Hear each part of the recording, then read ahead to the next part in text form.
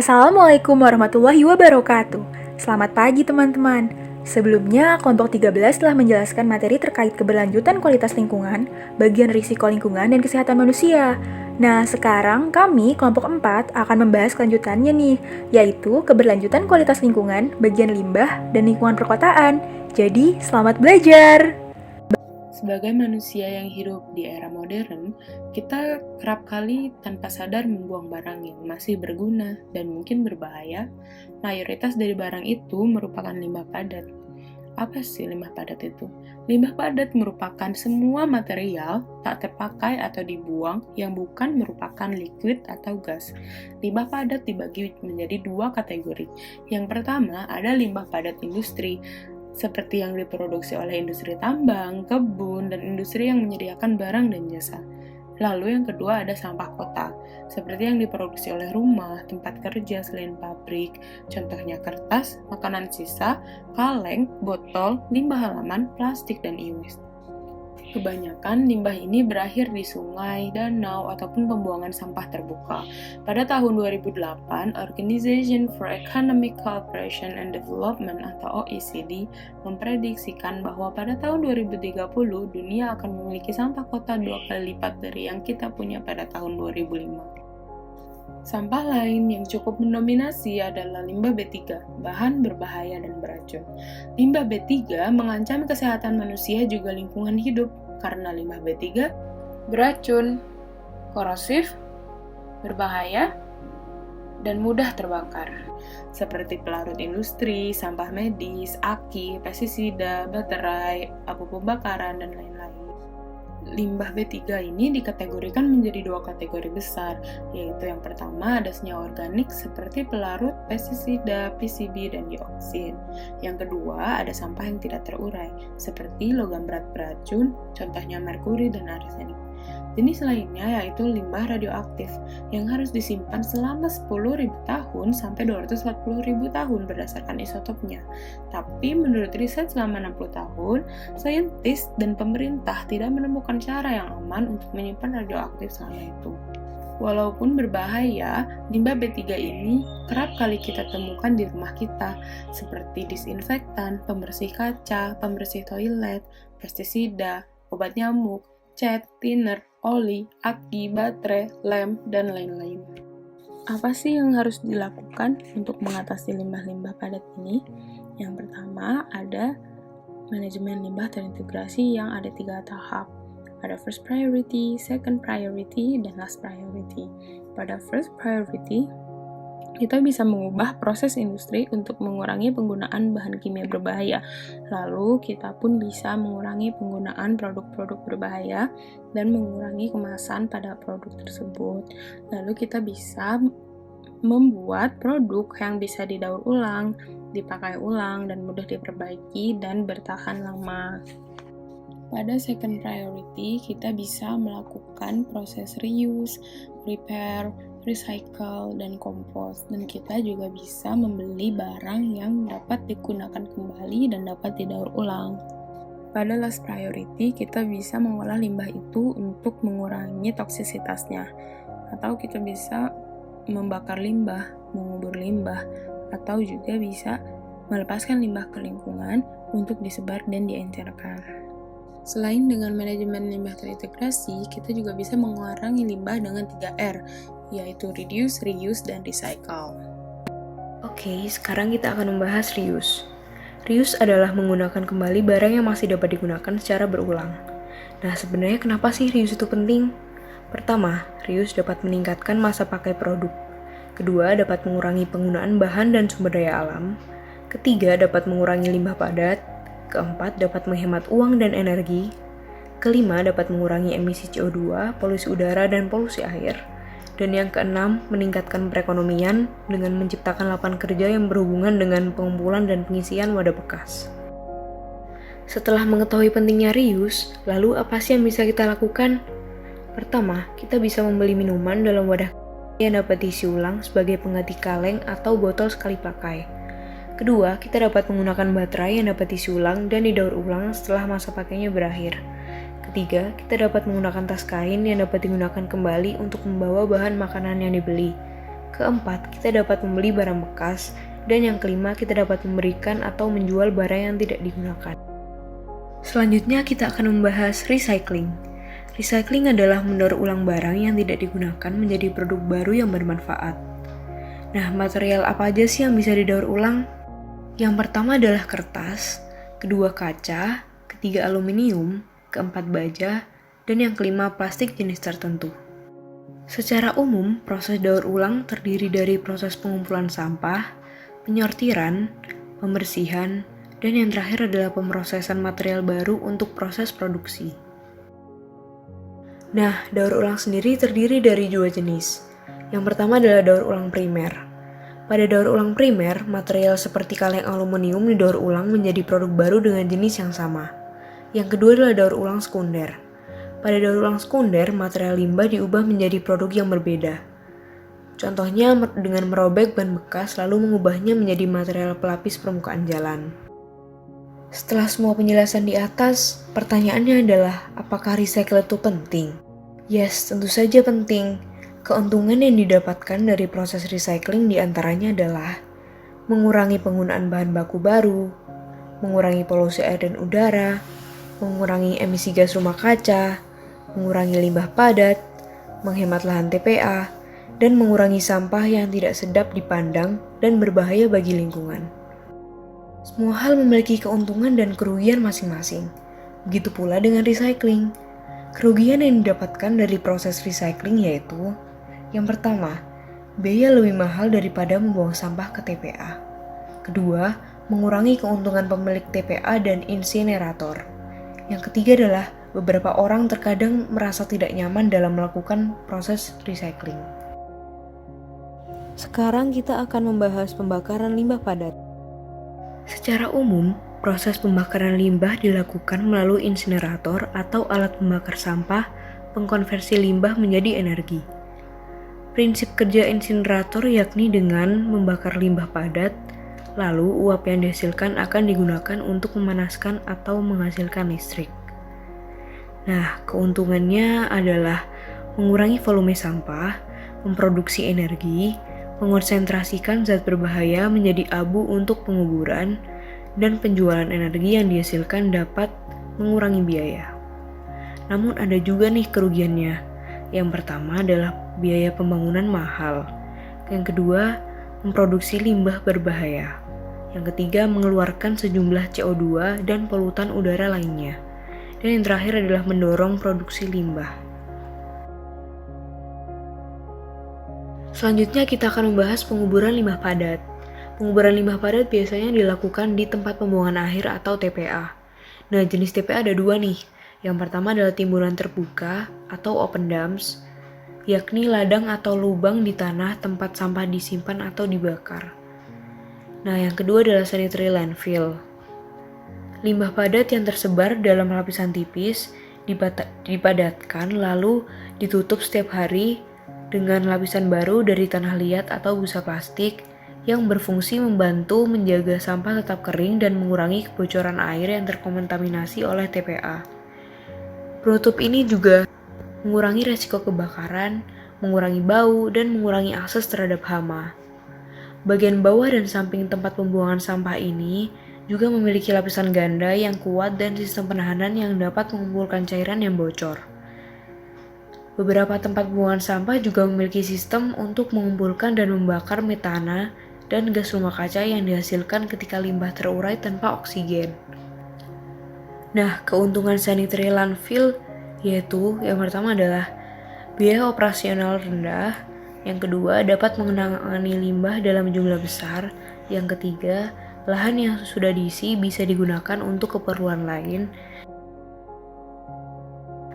Kemudian kerugiannya adalah yang pertama adalah kebisingan dan debu, yang kedua melepaskan gas rumah kaca, metana dan CO2, dan yang ketiga adalah dapat bocor dan mencemari air tanah.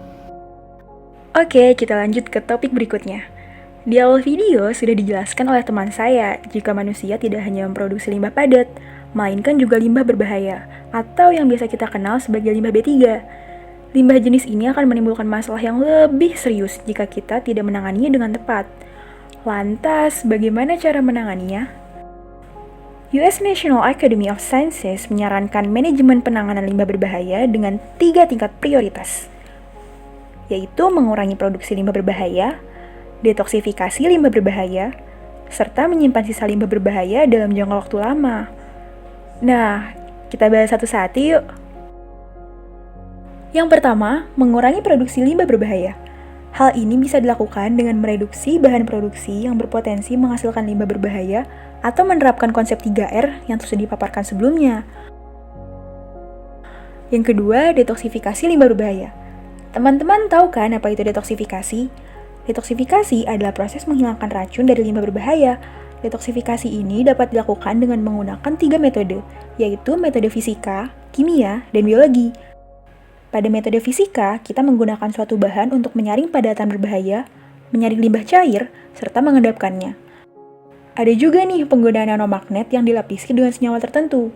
Misalnya nanopartikel magnetik yang dilapisi dengan kitosan untuk menghilangkan minyak dan polutan organik lainnya dari air yang terkontaminasi.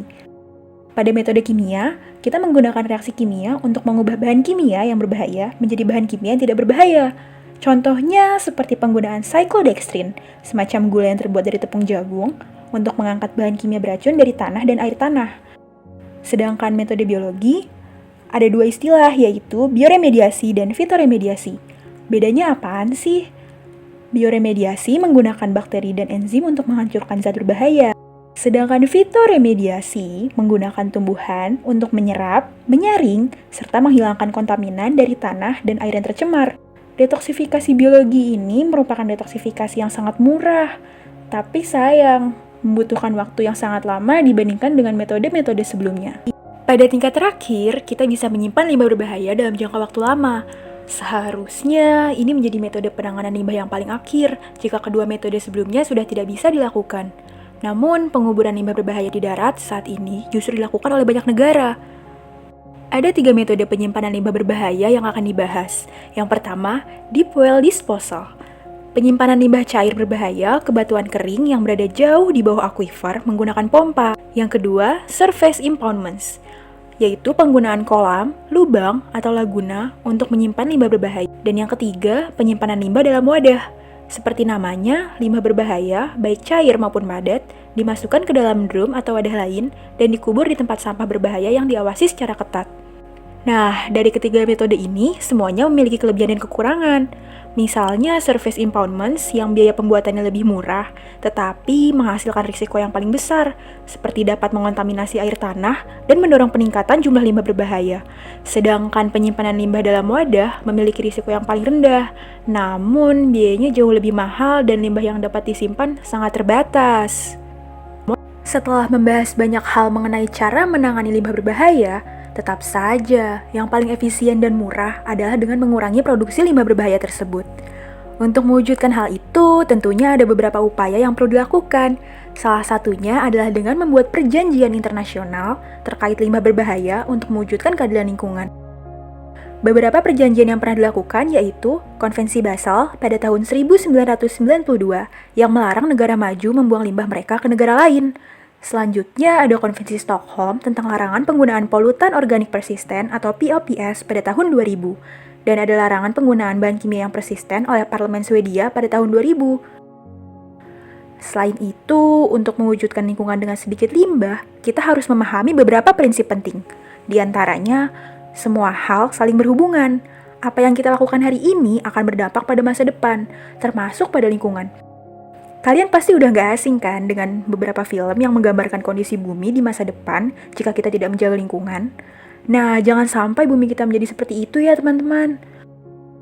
Selanjutnya, jangan membuang limbah yang kita hasilkan, manfaatkanlah kembali.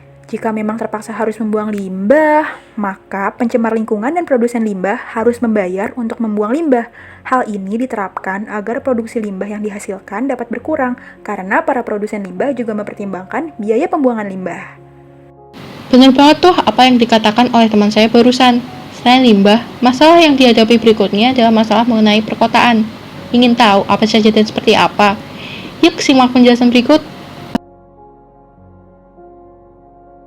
Tentu kalian sudah sering mendengar kata urbanisasi dong. Urbanisasi adalah proses pengkotaan suatu wilayah. Urbanisasi juga dapat didefinisikan sebagai pergeseran populasi dari daerah pedesaan ke perkotaan. Nah, dikarenakan adanya urbanisasi, maka pertumbuhan penduduk di kota akan terus bertambah, sehingga perlu diketahui juga berapa tingkat pertumbuhan populasinya. Ukuran dari tingkat pertumbuhan populasi di perkotaan disebut dengan urban growth.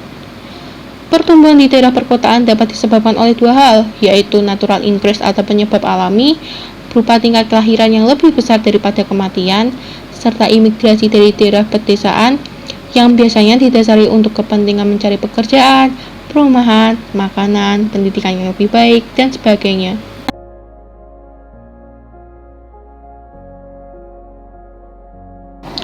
Ada 4 tren utama nih dalam dinamika populasi perkotaan yang perlu dipahami untuk mengatasi permasalahan dan tantangan pertumbuhan populasi di perkotaan. Yang pertama, proporsi populasi global yang tinggal di daerah perkotaan semakin meningkat. Yang kedua, jumlah dan ukuran wilayah perkotaan menjamur. Yang ketiga, pertumbuhan perkotaan jauh lebih lambat di negara yang lebih maju dibandingkan di negara kurang berkembang. Dan yang terakhir, kemiskinan menjadi semakin urban. Kebanyakan sih di negara-negara kurang berkembang.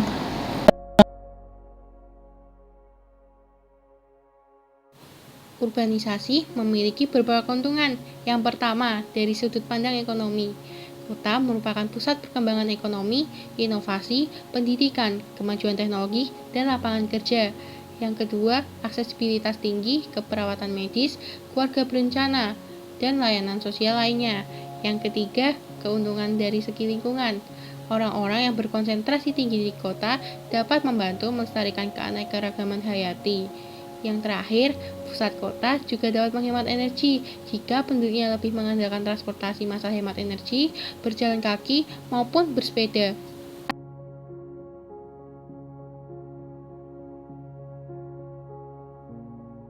Jika ada keuntungan, pasti juga ada kelemahan. Kelemahan dari urbanisasi diantaranya yang pertama, kota memiliki jejak ekologi yang sangat besar. Yang kedua, kebanyakan kota kekurangan vegetasi. Yang ketiga, kota-kota sering mengalami masalah air. Yang keempat, kota memusatkan polusi dan masalah kesehatan. Yang kelima, kota memiliki kebisingan yang berlebihan. Dan yang terakhir, kota memengaruhi iklim lokal.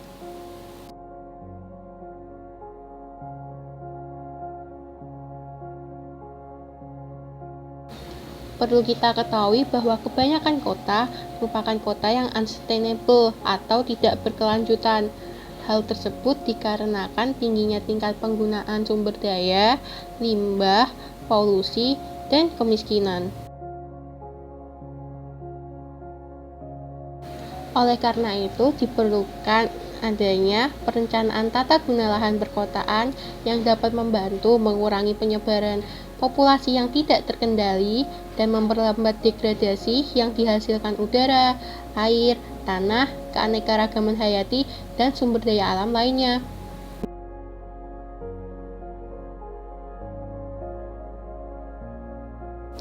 Selain itu, dikenalkan juga yang namanya konsep pertumbuhan yang cerdas. Pertumbuhan yang cerdas adalah salah satu cara untuk mendorong lebih banyak lingkungan perkotaan yang berkelanjutan. Pertumbuhan yang cerdas dapat mencegah penyebaran, mengurangi lalu lintas, melindungi lahan sensitif dan penting secara ekologis, serta mengembangkan lingkungan yang lebih nyaman dan menyenangkan untuk ditinggali. Berikut merupakan salah satu alat pertumbuhan cerdas populer yang digunakan untuk mengontrol pertumbuhan dan perluasan kota. Alat pertumbuhan cerdas ini terdiri dari 7 bagian. Yang pertama, yang mengatur tentang batasan dan regulasi, kedua tentang zonasi, ketiga tentang perencanaan, keempat tentang perlindungan, kelima tentang pajak, keenam tentang keringanan pajak, dan yang terakhir mengenai revitalisasi dan pertumbuhan baru.